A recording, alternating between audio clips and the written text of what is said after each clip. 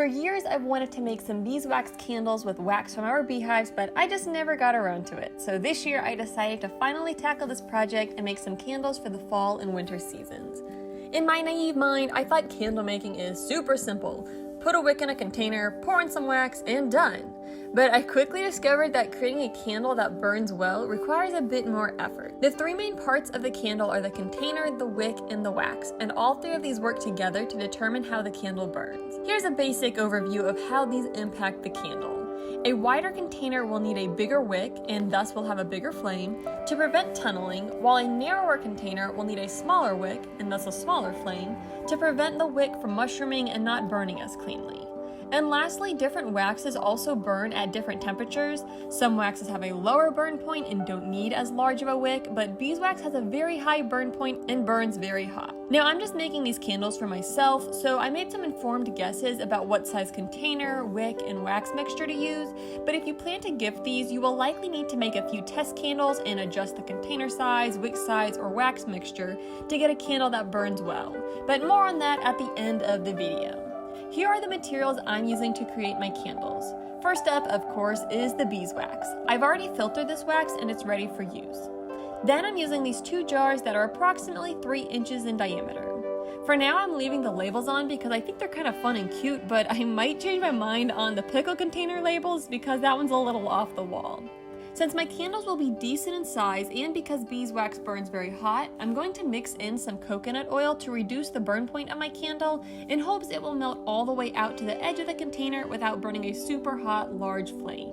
Also, some people have found that burning solid beeswax in a glass container has caused their glass to shatter, so I'm also adding the coconut oil to prevent that possibility.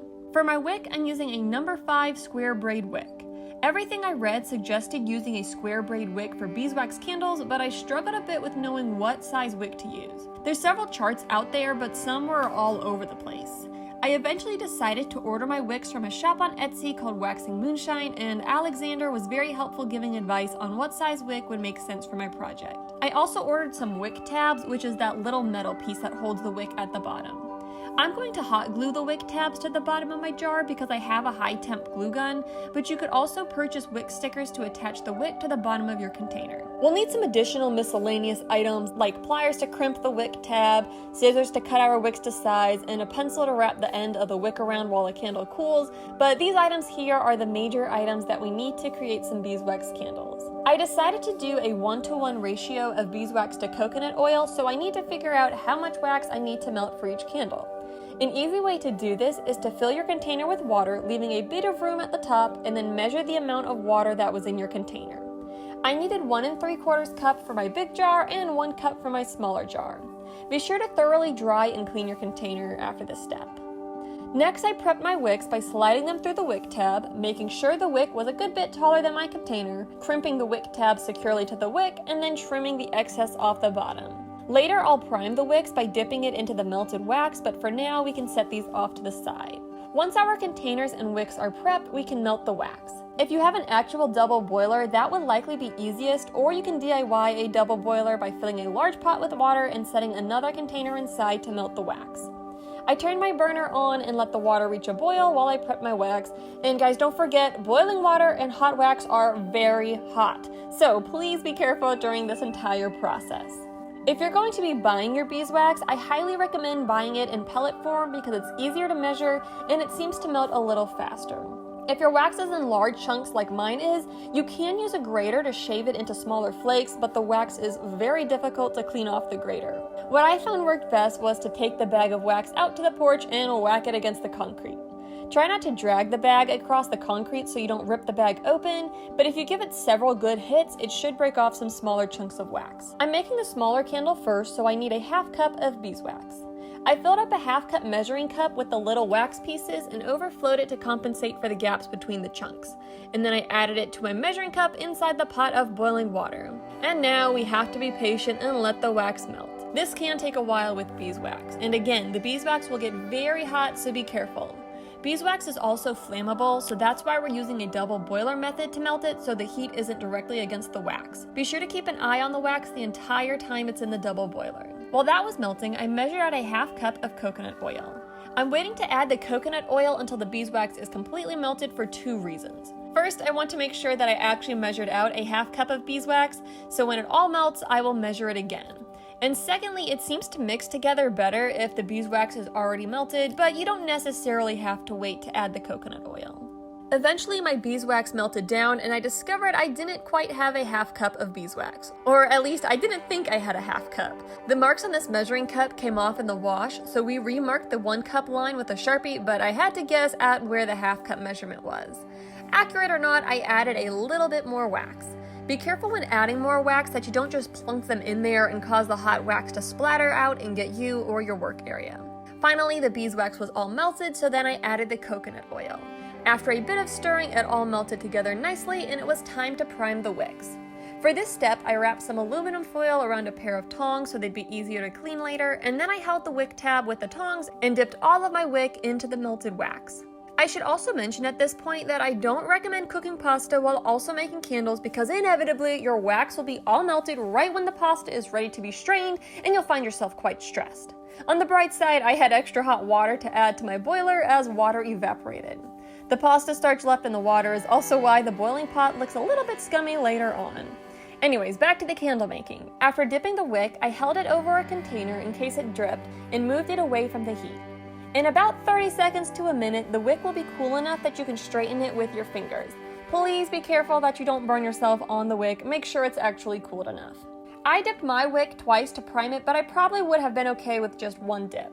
This step is supposed to help the wick burn the wax more evenly, and it also probably prevents the wax from pulling away from the wick as the candle cools.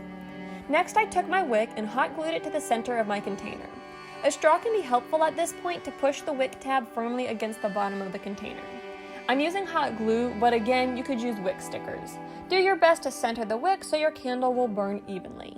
Once the wick tab was attached to the bottom of my container, I wrapped the top of the wick around a pencil and held it in place with a pin. And now we are ready for the fun part of pouring our candle. I set my candle on a tray to protect my work surface from any potential drips, and then I poured the wax into my candle. Now the amount of wax I melted worked out perfectly, but if you end up with more wax than your jar can hold, do not overflow your container. And really, you don't want to go all the way to the top of the jar anyways, you want to leave a little bit of space like I show here. One other thing I want to mention at this point is you can add fragrances to your candle if you'd like. I unfortunately am allergic to the vast majority of fragrances out there, so most candles I can't burn because of my allergies. I do tolerate some essential oils okay, but with essential oils it can be hard to get the scent to last throughout the entire burn of the candle. So I'm sticking with the nice clean scent of the beeswax, and I'm just going to be happy that it won't bother my allergies. After pouring the candle, you want to let it cool entirely. You might be tempted to speed up the process by putting it in a colder environment like say a fridge, but too sudden of a temperature change will cause your candle to crack and not burn as evenly. I may or may not be speaking from past experience. So a good idea is to pour these right before you go to bed, so that way instead of waiting impatiently all day for it to cool, you can just sleep while you wait. And then when you wake up, your candles are ready to be used. Anyways, after pouring my first candle, I repeated the entire process for my second candle. You might be wondering why I didn't just melt all the wax for both candles at once, and that's definitely an option, and it's a way easier to make one bigger batch instead of several small batches. I unfortunately did not have a container big enough to melt all the wax at once, so that's why I made each candle individually. After both candles were poured, I waited until the next day for them to cool completely. I trimmed the wick down to about 1/4 inch tall, and now my candles are ready for burning. The first time you burn a candle, you typically want to let it burn for several hours until it melts all the way to the edge, but also you don't want to burn for too many hours because the wick will eventually mushroom and the flame will get sooty, as in the smoke will have a lot of soot burning off of it. I don't know if that's really a word or not. But anyways, if you don't burn the candle long enough that the wax melts all the way to the edge, your candle will start to tunnel. With the pickle jar candle, I burned it for 6 hours the first time, which I do not at all advise.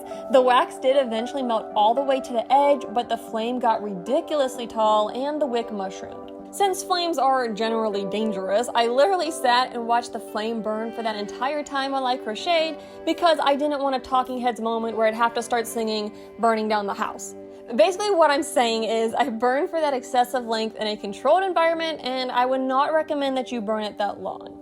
A better option is to do a 4-hour burn test. If the wax melts all the way to the edge in that time without the wick mushrooming or the flame becoming too large, you've likely hit the sweet spot of container size, wick size, and wax mixture. Otherwise, try going up a wick size or going down a container size if it's tunneling, or try going down a wick size and up a container if the flame burns too large and the wick mushrooms. In my case, I've got a bit of tunneling after several more burns. To fix this in the future with other candles, I could use a larger wick, but the flame was already fairly large, so I probably wouldn't do that. Instead, I think I'll try using 2 wicks in the container next time. If I go with 2 wicks, I might also go down a wick size, but again, it's just a bit of trial and error to find the combination that works. For me, it's not a big deal that my candle is going to tunnel as it burns. I can always melt out the excess wax when this candle is used up and use that wax for another candle. And now at least I have a homemade candle that can flicker well into the coming winter season. If you've ever made candles at home, I'd love to hear about your experience and any tips or tricks for candle making that you've discovered in the process. I don't think candle making will be like a new hobby for me per se, but I do see myself making a couple beeswax candles to burn each year. And I think each candle creation is going to turn out a little bit better than the last one that I made. So this is how I made beeswax candles, and I hope you found this video helpful. Don't forget to subscribe if you are new to my channel, and I'd really appreciate it if you leave a thumbs up on the video. Happy crafting!